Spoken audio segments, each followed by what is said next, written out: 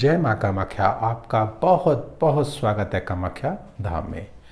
कुंभ राशि जुलाई मास सन 2022 कैसा रहेगा आइए जानते हैं, लेकिन उससे पहले एक नज़र डालते हैं मुख्य त्योहारों पर। 8 तारीख को गुप्त नवरात्र समाप्त होने जा रहे हैं। 13 तारीख को गुरु पूर्णिमा है। 18 तारीख को नाग पंचमी है। 28 तारीख को अमावस्या है व 31 तारीख को हरियाली तीज है। अब हम उन तिथियों को भी जानेंगे जिन तिथियों को हमको कार्य नहीं करना चाहिए। अगर हम कार्य करते हैं तो विघ्न बाधाएं स्वाभाविक आ जाएंगी, मानसिक तनाव हमें होगा ही। तो उन तिथियों को अगर कार्य ना करें ज़्यादा उत्तम रहेगा। उन तिथियों को जानेंगे और इस माह को मंगलमय बनाते हैं। अब हम बात करते हैं ग्रह गोचर की। 12 जुलाई को शनि देव वक्री होकर के द्वादश भाव में विराजित हो जाएंगे। और क्या होगा जब शनिदेव द्वादश भाव में चले जाएंगे? तो स्वाभाविक है, लग्नेश जब द्वादश भाव में चले जाएंगे तो अपने जो ये कहेंगे कि शुभ गुण हैं वह द्वादश भाव में चले जाएंगे तो न्यून हो जाएंगे। आइए आगे बढ़ते हैं और जानते हैं 13 जुलाई को शुक्रदेव मिथुन राशि में प्रवेश करेंगे, जो कि भाग्य के स्वामी होकर के, चतुर्थेश के स्वामी होकर के वह विराजित होंगे पंचम भाव में, अर्थात भाग्य में वृद्धि करेंगे। और चतुर्थ भाव अर्थात अपने मन का भाव है, प्रफुल्लित होगा मन। शुक्रदेव यहाँ बैठे हैं तो आपकी जो रुझान है वह अच्छी अच्छी सुंदरता की चीज़ों की तरफ जाएगा। आपका मन खुश होगा आपका, और छोटी छोटी यात्राएं भी आप कर सकते हैं, मंगलमय होंगी। और जब पंचम भाव पे ये आ जाएंगे तो संतान पक्ष की तरफ से भी आपको लाभ पहुंचेगा। और हाँ, आपकी इच्छा शक्ति प्रबल होगी। और जो जातक सौंदर्य से संबंधित कार्य को कर रहे हैं उनके लिए तो कहने ही क्या, भाग्य में वृद्धि, मन प्रफुल्लित और साथ में इच्छा शक्ति भी प्रबल होना, संतान पक्ष की तरफ से भी आपको लाभ पहुंचना, वारे न्यारे हैं निश्चित।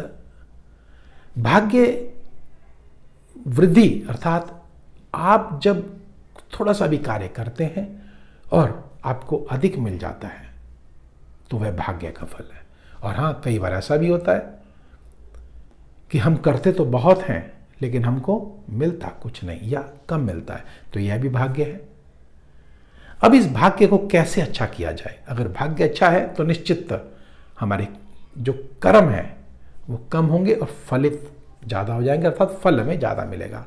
हमारी ये कोशिश रहती है। तो आइए भाग्य को कैसे उज्जवल बनाएं, कैसे आगे बढ़ाएं और क्या ऐसा उपाय करें जिससे कि इस माह को हम मंगलमय बना सकें। देखिए, अगर हमारा आज अच्छा है तो कल स्वाभाविक अच्छा होगा। तो इसलिए आज को मंगलमय बनाते हैं, अर्थात इस माह को मंगलमय बनाते हैं तो वर्ष अब अवश्य, उससे अगला माह अवश्य मंगलमय हो जाएगा। जब नींव जो है वो अच्छी हम रखेंगे तो इमारत भी जो है बहुत बुलंद और ऊंची होगी।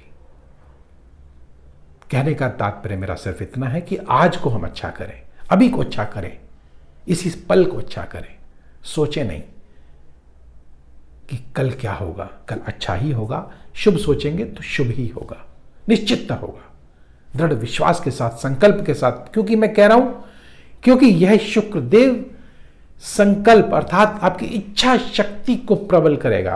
पंचम भाव पर विराजित हो रहे हैं, बुद्धाधिपत्ति योग भी बना हुआ है, लेकिन यहां से बुध और सूर्य देव वह 16 तारीख को छठे भाव पर विराजित हो जाएंगे। जब सूर्य छठे भाव पर विराजित हो जाएंगे तो सप्तमेश के स्वामी छठे भाव पर, रोग के भाव पर, ऋण के भाव पर, शत्रुओं के भाव पर। लेकिन शत्रु तो अवश्य परास्त होंगे, लेकिन जहां हम बात करते हैं, और हाँ, बुध जब आएंगे यहाँ पे गुप्त तरीके से आपको धन भी आपको मिल सकता है, लेकिन स्वास्थ्य की दृष्टि से आपको सचेत अवश्य रहना चाहिए। और जब सप्तमेश यहाँ पर आएंगे तो आपकी दैनिक आय में भी आपकी कमी आ सकती है और पारिवारिक जीवन में भी मतभेद पैदा हो सकते हैं, मान सम्मान प्रतिष्ठा में भी हानि हो सकती है। क्योंकि सूर्य देव यहाँ जब आएंगे तो सूर्य पिता के कारक होते हैं, तो पिता का स्वास्थ्य भी चिंता का विषय बन सकता है। आइए अब हम बात करते हैं केतु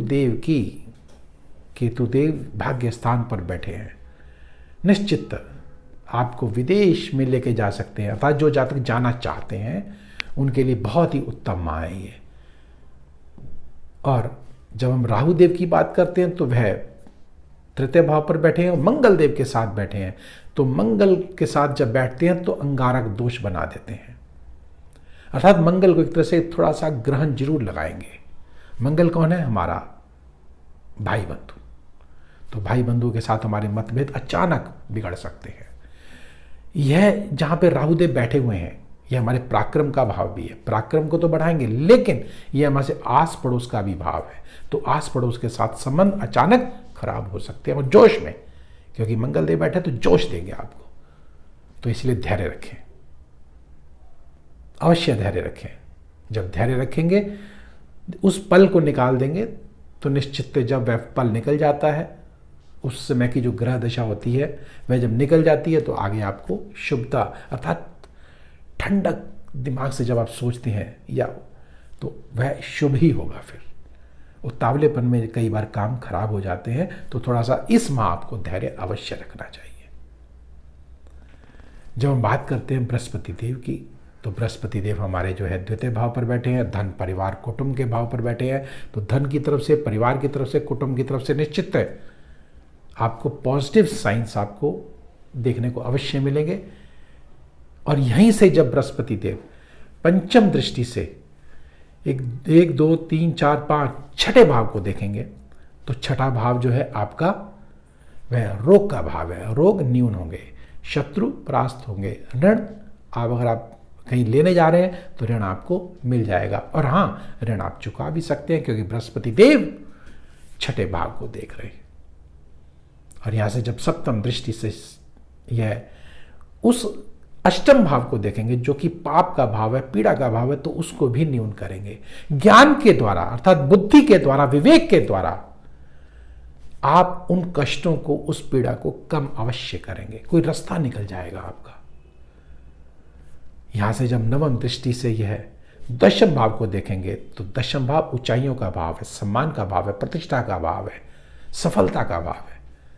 तो क्या कहने, यह माह कुंभ राशि वाले जातकों के लिए निश्चित सौभाग्यवर्धक है, उत्साह से भरा हुआ है, जोश से भरा हुआ है और विवेक के साथ भरा हुआ है, ज्ञान के साथ भरा हुआ है। और जब मैं बात करता हूं शुक्रदेव की, तो शुक्रदेव चतुर्थ भाव पर विराजित है, मन के भाव पर विराजित है, तो प्रफुल्लता लाएंगे। सप्तम दृष्टि से यह दशम भाव को देखेंगे तो निश्चित कोई ना कोई शुभ कार्य, मंगल कार्य या ऊंचाइयों को आप प्राप्त करेंगे, निश्चित तक करेंगे। हां, अगर हम बात करते हैं राहु देव की, तो राहु देव जब पंचम दृष्टि से वह सप्तम भाव को देखेंगे तो सप्तम भाव जो है वह पारिवारिक भाव होता है, तो उसमें ग्रहण लग सकता है, अचानक मतभेद हो सकते हैं। जोश में आकर के आप जो है अपने परिवार में जो है कलह पैदा कर सकते हैं। तो शांत रहें, थोड़ा सा धैर्य रखें, जैसे मैंने कहा। और राहु जो है वह सप्तम दृष्टि से भाग्य स्थान को देख रहे हैं, तो अचानक भाग्य में वृद्धि और आपकी दूर की यात्राएं आपकी अवश्य होंगी, अर्थात आप देश विदेश की यात्रा भी कर सकते हैं। और यहां से जब हम एक बात और बता देना चाहता हूं कि जो जातक शेयर बाजार से जुड़े हैं उनके लिए बहुत ही उत्तम माह ही है। हाँ, लेकिन अपनी मूल कुंडलियों में राहु की स्थिति को अवश्य आंक ले कि राहु अगर हमारी मूल कुंडली में शुभ है तो यहां पर आप निश्चित अथाह धन के स्वामी होने जा रहे हैं शेयर बाजार के माध्यम से। तो आइए पहले उन तिथियों को जान लेते हैं जिन तिथियों को हमको शुभ कार्य नहीं करना है, कार्य करना ही नहीं है, टाल दीजिएगा। वह तिथियां कौन सी हैं, नोट कर लीजिएगा।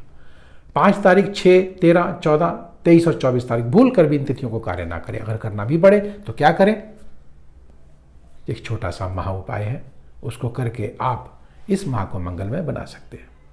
वह क्या है, थोड़ा सा सरसों का तेल लीजिएगा, शनिवार के दिन अपने नाखूनों पर, चाहे पैर के हैं हाथ के हैं, उन पे थोड़ा थोड़ा लगा लीजिएगा।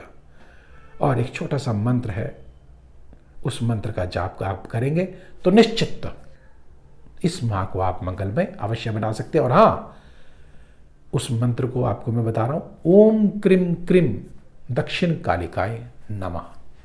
इस मंत्र का जाप करें और जो आपके घर में जो बुजुर्ग हैं उनका आशीर्वाद लेकर के अपने कार्य को आप प्रारंभ कीजिएगा। आपको सफल होने से कोई नहीं रोक पाएगा। अगर आपको ये वीडियो पसंद आया हो, लाइक करें, सब्सक्राइब करें और बेल बटन को अवश्य दबाएं, जिससे अगला वीडियो आपके पास सबसे पहले पहुंचे और आप लाभान्वित हो सकें। अब मुझे दीजिए आज्ञा। जय मां कामाख्या।